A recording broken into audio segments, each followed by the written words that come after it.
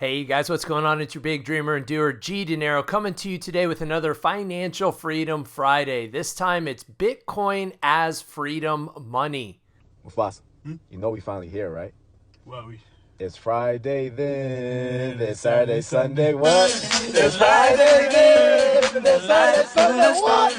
It's Friday again, it's Saturday, Sunday. Hey,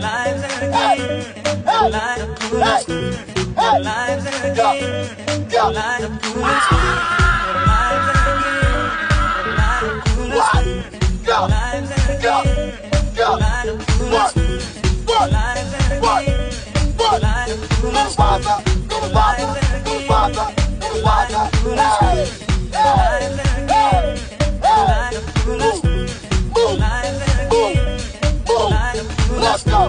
Let's go. What?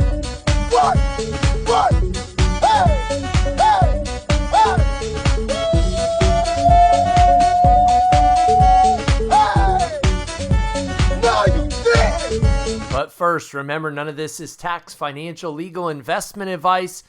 It's your buddy G Dinero helping you increase your financial literacy to help put you and your family on that path to financial freedom. So let's go ahead and dig right in. People typically think of money as being sovereign, right? So that's money that's created and or guaranteed by a sovereign state, like your government, right? The legal tender that's issued by a central authority or a central bank or a treasury. The $100 bills, you see one folded up in the back of my phone there, the $100 bill that you see on the screen, that's an example as physical cash or central bank reserves, sovereign money guaranteed by a sovereign state or government. The problem is that most of the money that we think of in the world as, quote, money is not sovereign money. It's money, it's in the economy that is commercial bank money. It's money that's created by private banks through lending. Whenever they issue a loan, they create deposits in return, right? So they issue money out, they loan out money that they essentially create out of thin air. And that is what we believe is money in the world, right? They issue that money out. You use that money to go buy a house, but it was money that was just basically created. It was debt, essentially, at the end of the day, that was created. So there's very little actual physical money out in the world. That's the actual sovereign money, or the one that's created by the government or the sovereign state, okay? Just so that people are clear on that. So what's the solution? Well, Bitcoin. Bitcoin is freedom money. Bitcoin is not controlled by any government or central bank. It cannot be censored or confiscated. It's borderless and permissionless, and it has a fixed supply of 21 million coins, which we'll get into here in a moment. So let's dig into each of these in detail. So first of all, not controlled. Bitcoin, not controlled by any government or central bank. That makes it non-sovereign money by design. You don't ask the government to go print more Bitcoin for you. You don't have banks that print more Bitcoin. It's decentralized, it's permissionless, it's basically money that's accepted upon globally that is physically limited in its supply, right? So it's not issued by a central bank or government. It cannot be easily censored or confiscated. So your Bitcoin can't be frozen as easily in your bank account or seized by a government as easily as your fiat bank balances can, right? That's super important. That allows you to be your own sovereign individual, right? You don't need the state. You don't need the government. You don't need their trashy pieces of paper. You've got your own basic money supply and your own store of value and your own sovereign world over here, basically, at the end of the day, that can't be confiscated or messed with. Bitcoin is borderless and permissionless. That means you don't need anybody else's approval to send it or receive it, right? At the end of the day, you have to hope somebody accepts your $100 bill. Maybe all over the world right now it's accepted, but what about one day when somebody says, yeah, I don't want that crappy piece of paper. I'd rather have I'd rather have 100 Satoshis from you, or 1,000 Satoshis, or 10,000, whatever $100 is at the time. They may want that instead of that piece of paper that they believe is backed by nothing. So you don't need anybody else's approval. You don't need to go through banks or third parties or anything else. It's peer-to-peer. You can literally send Bitcoin from one party to the other without anybody knowing, without the government interfering, without the banks interfering, with nobody questioning anything, with no fees. Well, I can't say no fees, very low fees now, especially if you're using the Lightning Network. Sometimes on chain, on the Bitcoin chain, it can be more expensive, but it's still comparable to sending a wire. And it doesn't matter how much money you're sending. You could be sending $1 or you could be sending $1 billion over the Bitcoin rails. It might cost you somewhere in the neighborhood of $2 or $3 to send it, up to as much as $50 if the network is super, super congested, right?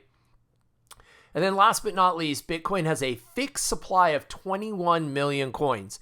That's protection against inflation or debasement by any authority. Right now, this year alone, the US dollar in the first half of the year has lost 10% of its value. 10%. The Dixie is down 10% right now. Okay, that means it's lost 10% of its value. Debasement. That's them basically issuing more money into the supply. Remember, it's the banks that do that by creating loans and other things. It's not like they actually print the pieces of paper, although we call it money printing.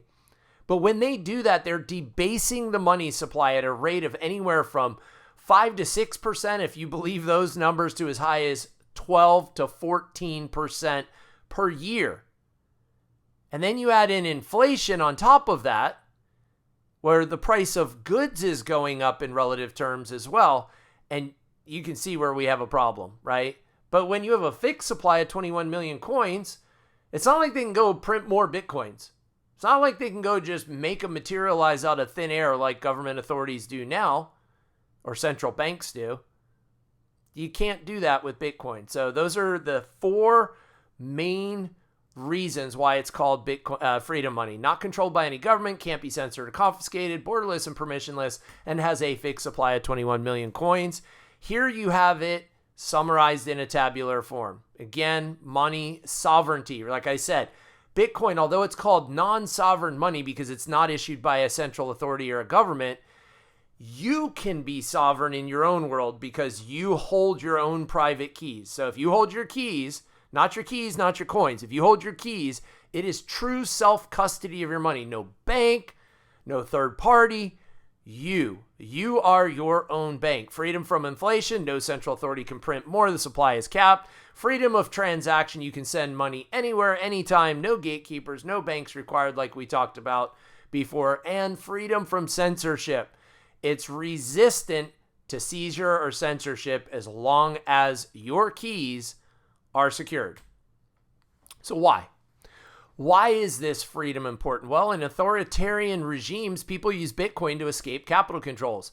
Think about if you were in the Ukraine when the war broke out, or you're in a place in the world. It's hard for us in America to think about this, but imagine you're in a place in the world where there's a ton of political unrest. If you have your money in the bank, good luck getting that out. Good luck walking across the border with your possessions. Good luck making it across the border with anything of monetary value that would get stolen from you, or you'll get killed in the process.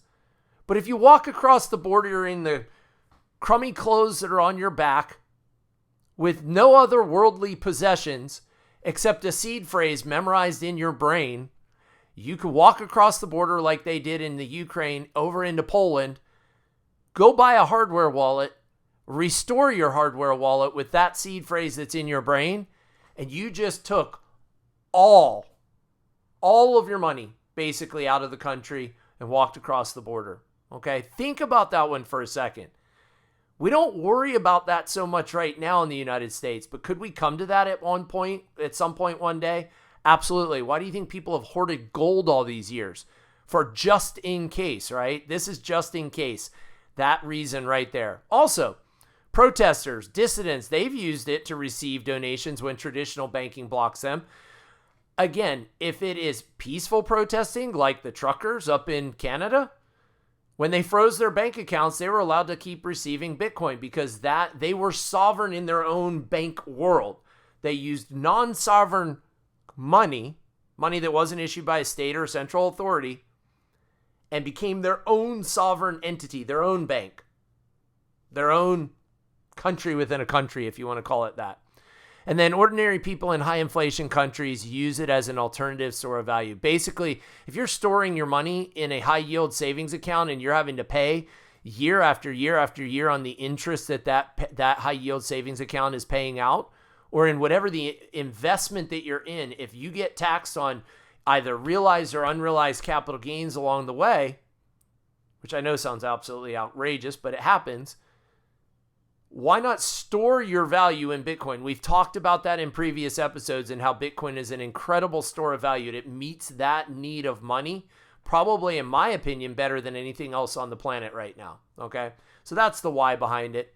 Guys, I hope you found value in this today. If you did, make sure you like this video. Drop a comment. What'd you like best? What did you learn today? What would you like to see more of? Make sure you're subscribed to the channel so you don't miss any videos. Share it with your friends and family so they can increase their financial literacy as well. Book a course with me. The feedback I've been getting lately, guys, is phenomenal. My TradingView and technical analysis course is my most popular course. It gives you the foundation on understanding TradingView, technical indicators, technical analysis with those indicators. It gives you that foundation.